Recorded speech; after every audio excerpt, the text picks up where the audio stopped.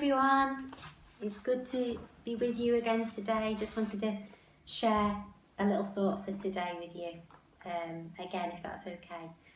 I was thinking just these past few days about when we've been on holiday, and I was remembering a time when we went on holiday to France. We used to go camping to France with Key Camp, in a caravan with our friends, and had some lovely holidays. And I was remembering a time when we'd been on the beach all day. We'd been in Brittany, and we'd been on the beach all day.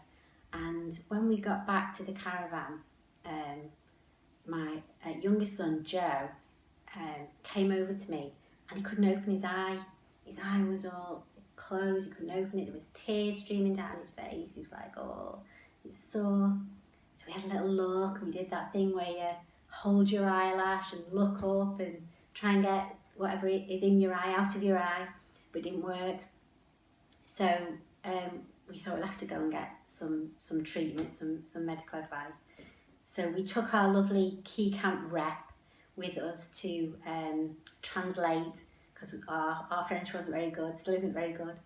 And we went to the hospital and taken through, treated really well, got through to the ophthalmist, the eye doctor, I think it's an ophthalmist they're called, and he sat Joe on the machine, where you have that little cushion, put your chin on the cushion, and along comes the big machine that they put right in front of you, and the ophthalmist looks deep into his eyes to see what's going on. And he found a tiny speck, just one grain of sand had got into his eye, and it irritated it and caused it to not be able to open, for Joe not to be able to use his eye, basically.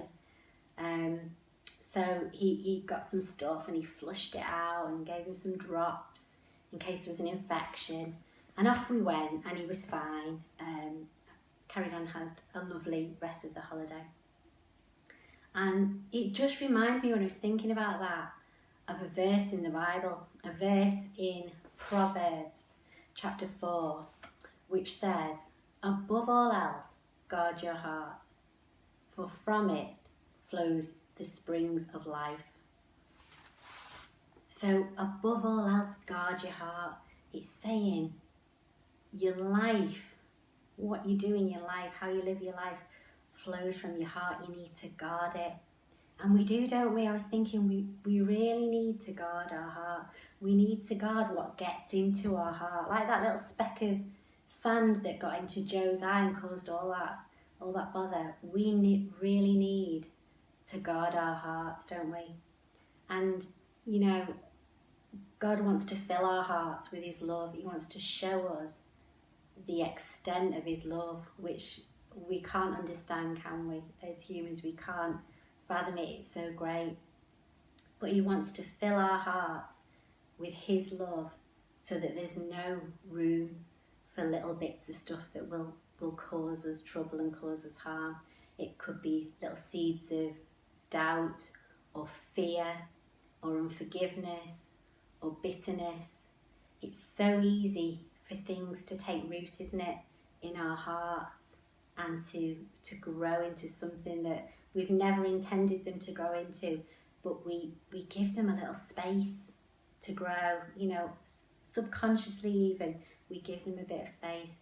And I think in these days especially, we need to make sure we guard our hearts, don't we? We need to each day ask God to fill our hearts with his love, to show us how much he loves us. It says in the Bible that there is no fear in love, but perfect love casts out all fear. If our hearts are full of his love, it casts everything else out. It shoos it away, makes no room for it.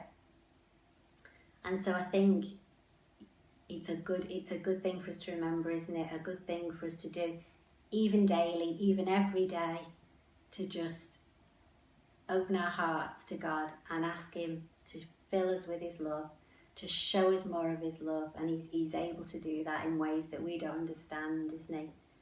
And so to make no room for the things that can find a little space and aren't the best things for us to have in our hearts.